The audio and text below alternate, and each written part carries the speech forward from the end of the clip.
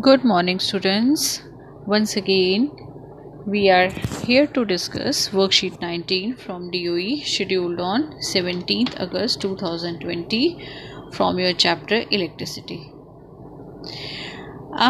Before going to start this electricity, let me first appreciate all my students. Seriously, I was thinking that first of all, let me appreciate all my students who are doing their best by all means of limited resources. How? By doing all worksheets. They pay regards to their respective subject teachers. So I must say for them, look in the mirror, that's your competition. So have faith in you and just rock. Dear students, just rock. And by this way, I'm going to start today's worksheet electricity, right? Students, in our previous worksheet, we have already familiar with the term resistance. Okay, what is resistance? It is the property of conductor to resist the flow of current. Okay, to resist the flow of charges through it means it provide a kind of hindrance or obstacle. You can say a kind of means resist it obstacle it create a hindrance in the path of in the flow of charges through it. So this is very important phenomena also means. Okay, so the property of a conductor to resist the flow of charges through it is called resistance. And as we know, we have already studied Ohm's law also. What it state?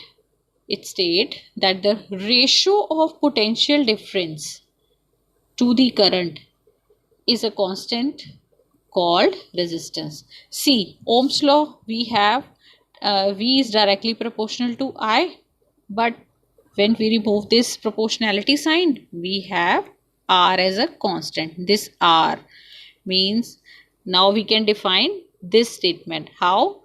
This R equals to, when this I comes here, it will be like this.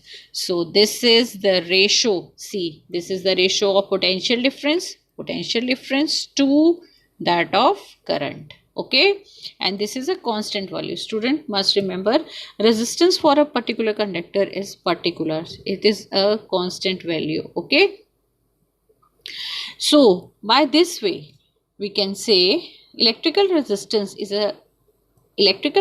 of a conductor depend upon object size, shape and material used. Always resistance of a conductor depend upon its size, shape and material of conductor. Okay, next, resistance of a conductor is at a specific temperature depend on the following factor. It's very important, students, for your exam point of view also.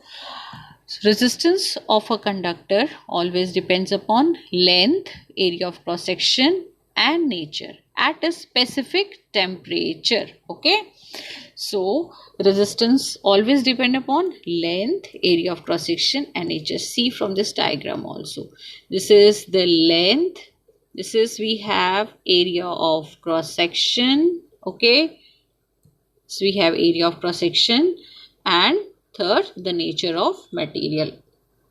This is we have already discussed. Okay, so this is about resistance. How these factors affect the resistance? First, length of conductor. The resistance of a conductor is directly proportional. See, this resistance of a conductor directly proportional to length means if the length increases, the resistance also increases. Okay, as long as the wire, resistance also increases. If length is less, resistance is less. If length is high, resistance is high. Area of cross section. It is inversely proportional. Resistance is inversely proportional to area of cross section. Means the resistance of our conductor is inversely proportional to area of cross section. Means the thick wire has less resistance and the thin wire has more resistance. Okay, and of course the nature of material of the conductor. Insulator have more resistance than the conductor. Okay, so insulator has more resistance and conductor has less resistance. Temperature of the material. Resistance increases with the temperature. It is temperature dependent. So when we increase the temperature, resistance increases. A cold filament has less resistance than the hot filament. Means the higher temperature results in the higher resistance. Okay. So this is all about the factors affecting the resistance. But from here, see, this is a resistance directly proportional to L and resistance inversely proportional to area of cross section. Here we have one more quantity C. If we combine these two, first and second, we'll have this A upon L upon A. And if we remove the this proportionality sign, we have rho. We have rho. This rho is called as resistivity. This is known as resistivity. Okay. So let's see resistivity. See, you can see from here also. R is directly proportional to L. R is inversely proportional to A. By removing this proportionality sign, we have this rho.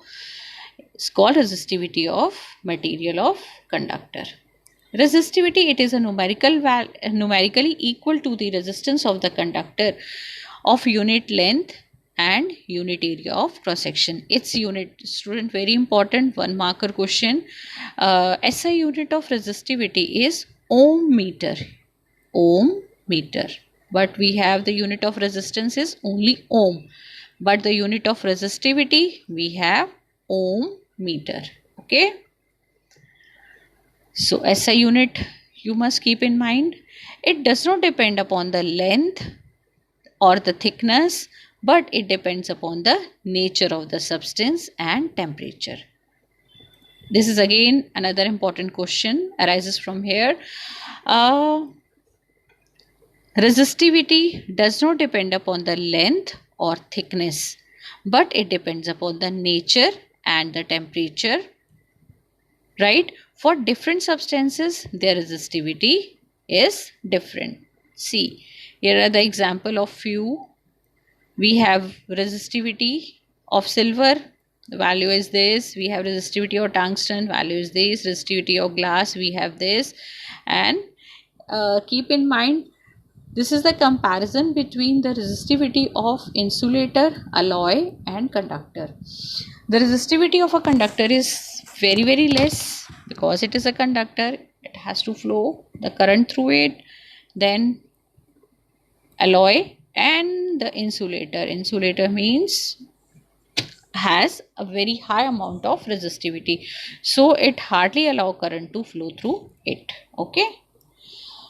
So students, now we have metal and alloys have low resistivity.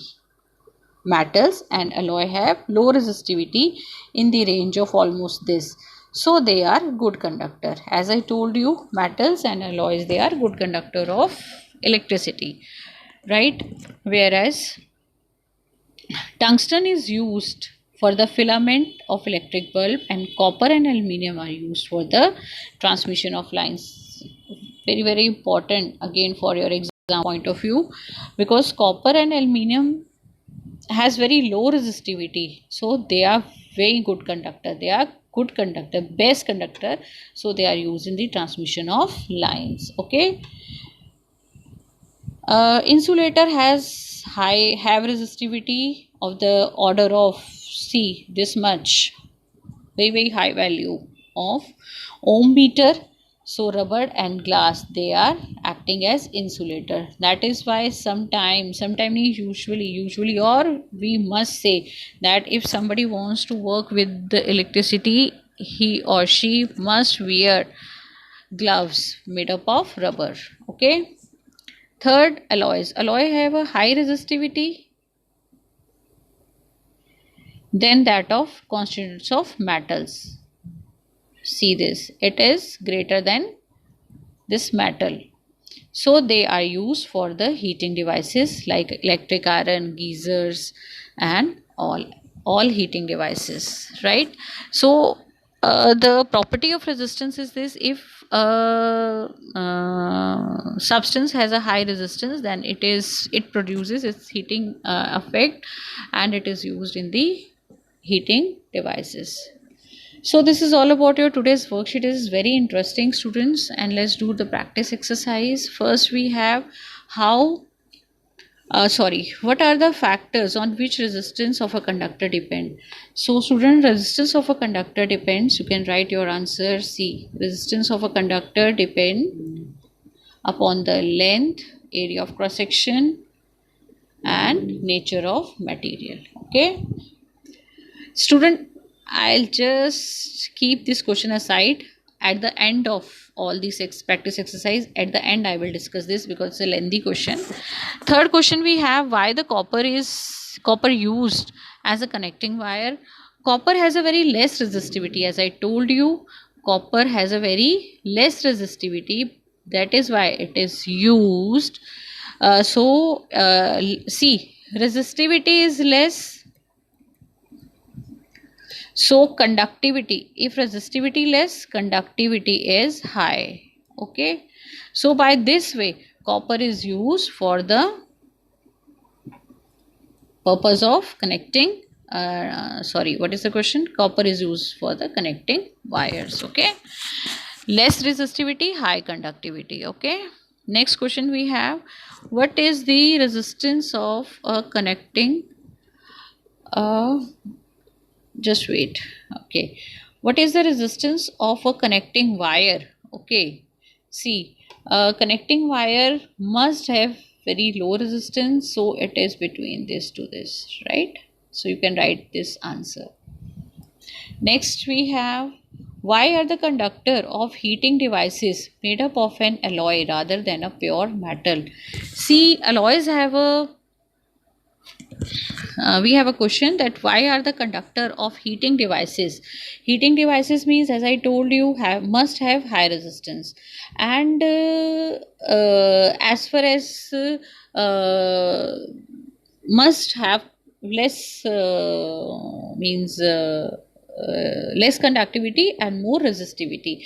So alloys have less conductivity as compared to pure metals, and they have high resistivity, so they produces high heating effect, right? So let's do this last question we have, like the question we will left with question number 2. So for that you must concentrate, because it's a kind of very a little bit tricky question, but conceptual, very interesting at the same time also. So just see, students, we are given with, see the question, a wire of length L. We can take this diagram. Okay, wire of length L, it has the length L. Okay, and resistance R, okay, and it is stretched to get the radius of cross section halved. Students, we have stretched this wire. If we stretch this wire, it become like this. Its radius become decreases and length increases. Okay, so if we consider this L1, this radius R1, where we can say R is equal to R1, maybe, okay. So then we have, and this area of cross section you always consider like this. This is you have area of cross section, radius of area of cross section. This is all about the area of cross section, and this is this, if we take center, then this is the radius of area of cross section. Okay, so we have this L2 increased length, okay, and we have this new area of cross section L2, right? So this, according to question, we have R2 radius is decreased to half, it is reduced to half, and where length is increases. But student, keep in mind the volume of length remains the same. Volume of length remains the same because we are just stretching, we are not cutting down it. Okay, so we have R1 is equal to rho L upon A, where this is length 1 and this is area of cross section 1, and in 2 we have rho, the value of rho remains the same, of the same conductor, L2 divided by length is increases na, so we take L2 and A2. A2 is new area of cross section which is decreased. Okay, so if we take the ratio of R2 divided by R1, we have rho L2 divided by A2, again rho L1 divided by A1, right? Rho and rho, these two quantities will be cancel out. Now we have this R2 divided by R1 is equal to L2 upon में A2, again divided by L1 divided by A1. Okay, student, I must want to say you, please write while I mean understanding the answer na, please keep on writing because I'll be going to erase this as soon as this page will be completed. Okay, because this is a lengthy question. So we have this. Okay, if we find out the value of R2 upon में R1, we have L2 upon में L1. See, this is L2 upon में L1 into this divide converted into multiply, and we have A1 upon A2, right? Please just write it down. First, I'll give you just a time of few minutes. Okay, then I'll be going to erase it and do the next part. Okay, I'm going to erase this. See, I have this value R2 divided by R1. It will become like this, L2 divided by L1. I am repeating this step again because for you. Okay, now we have, see, this area of cross section, as I told you, this is a area of cross section 2. We have R2 divided by R1 is equal to L2 divided by L1 into pi r square 1 divided by pi r square 2. Pi से pi cancel, right? So as I told you, area of cross section is equal to pi r square. Okay, then we have the value become like this, R2 divided by R1 is equal to L2 divided by L1 into R1 square divided by R2 square. This is, we have first equation. We will consider it at equation number 1. Now just see, I am going to erase it once again, so please note it down.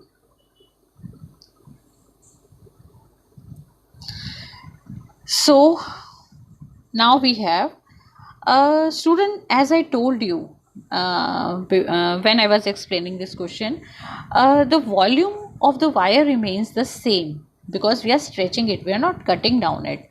So what is volume? Volume is area L2 is equal to, because the volume remains the same, L1. Okay, so we have, if we take L2 divided by L1, then we have A1 upon A2, like this.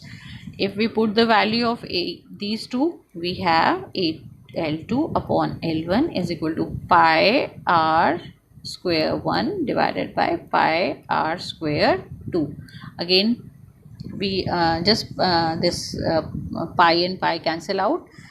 We have L1 upon L2 upon L1 is equal to R1 upon R2, R1 square upon R2 square. This is we will consider it as second equation. So by putting the value of, next we have by putting the value of equation 2 in equation 1, we have, see what we will have, R2 upon R1 is equal to R1 upon R2, right?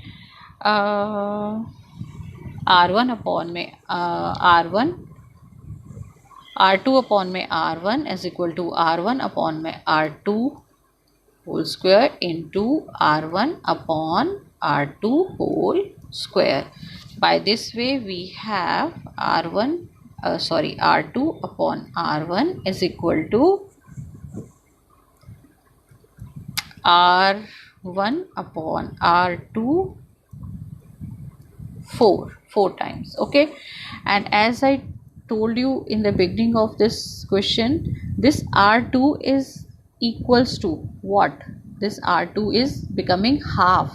So we have R2 upon R1 is equal to R1 upon R1 half. So power 4, this R1 getting cancelled out. So we have, okay, once again I will going to erase it, so please note it down. So by this way we have R2 upon R1 is equal to 2 power 4. We have R2 upon R1 is equal to 16, right? So the answer will R2 by this, and this R1 will be going to this side and get multiplied. So R2 we have 16 R1. So we can say that, so the new resistance will become 16 times that of the initial one. Okay, so this is all about your worksheet, today's worksheet. Hope you understand it very well. It is very easy. Try to, if you not able to understand it in a one time, so see 2-3 times, so that it is very easy, and but at the same time very important question for your exam point of view. So keep watching and do practice all these questions. So student, take care. This is all about today's work. Keep doing your work on time. So